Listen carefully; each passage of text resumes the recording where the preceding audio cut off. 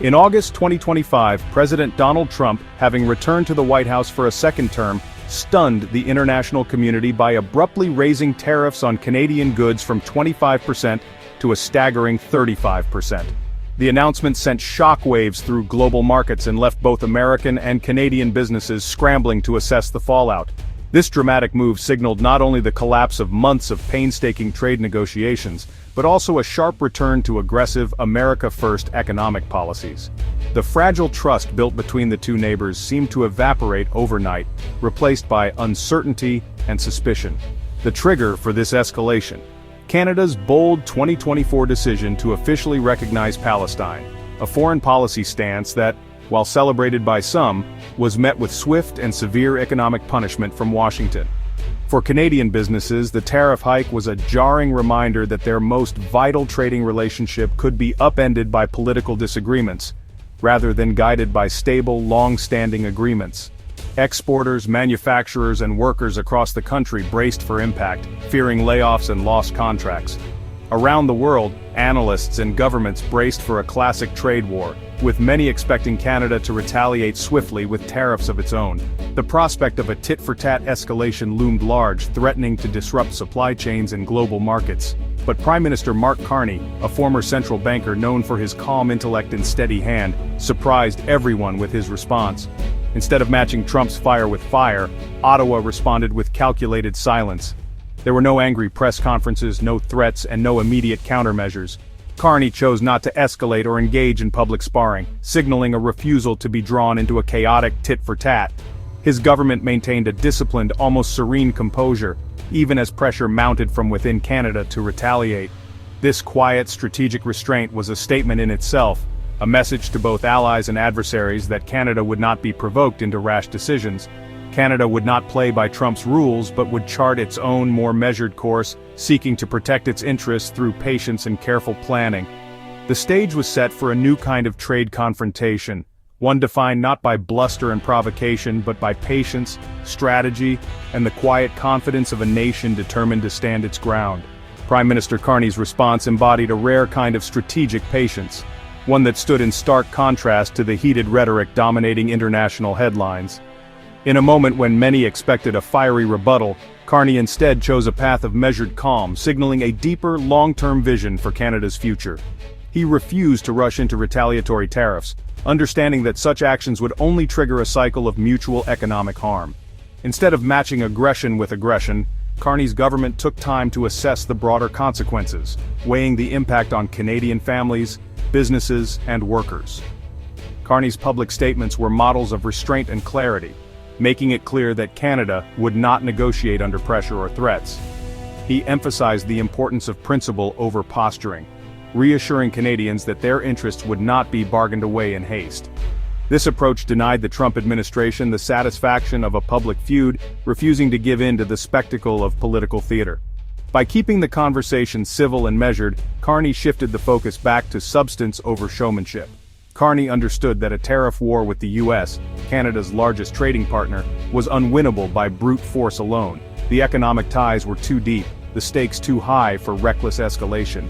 Instead, he pivoted Canada's strategy toward economic diversification and self-reliance, investing in innovation, technology, and new markets.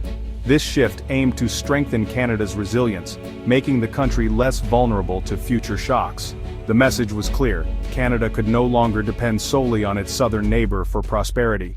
It was time to build new partnerships and expand its economic horizons.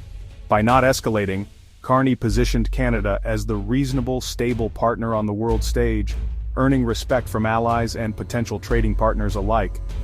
This approach enhanced Canada's reputation for level-headed leadership and let the negative effects of U.S. tariffs become clear, without the noise and confusion of a trade war. The world watched as American farmers and businesses began to feel the consequences. Carney's bet was simple but profound.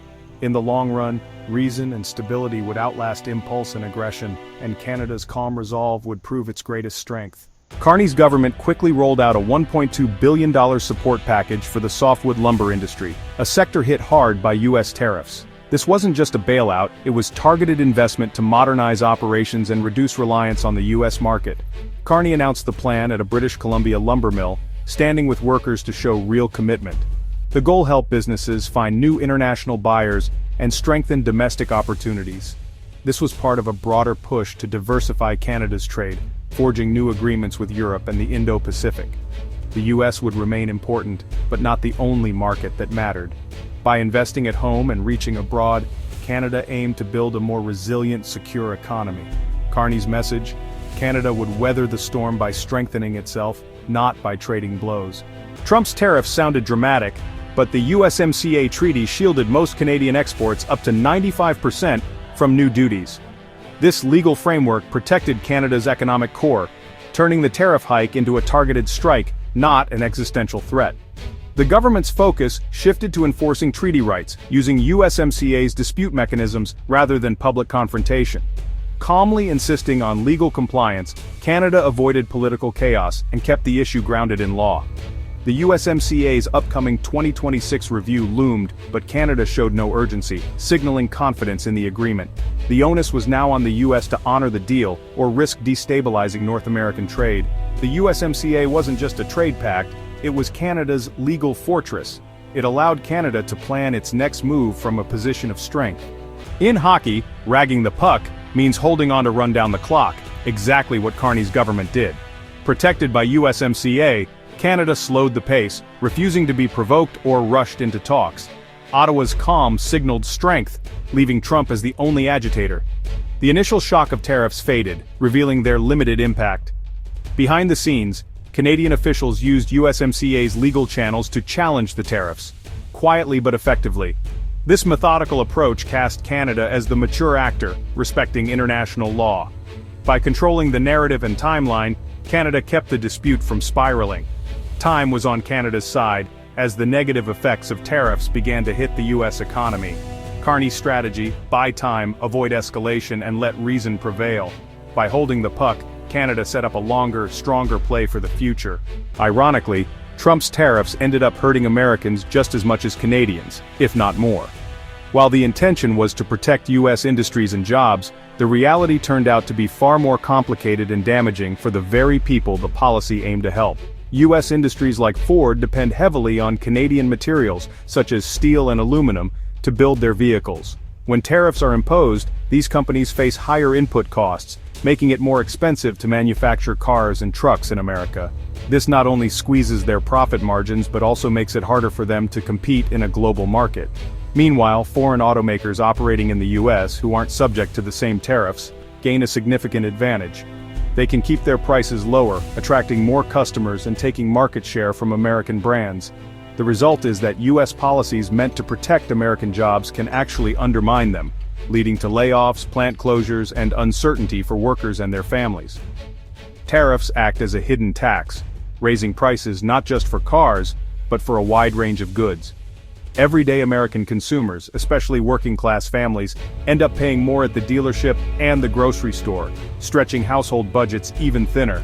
In effect, the policy shifts wealth from ordinary households to the US Treasury. But there's little evidence that it actually boosts American manufacturing or creates new jobs in the long run.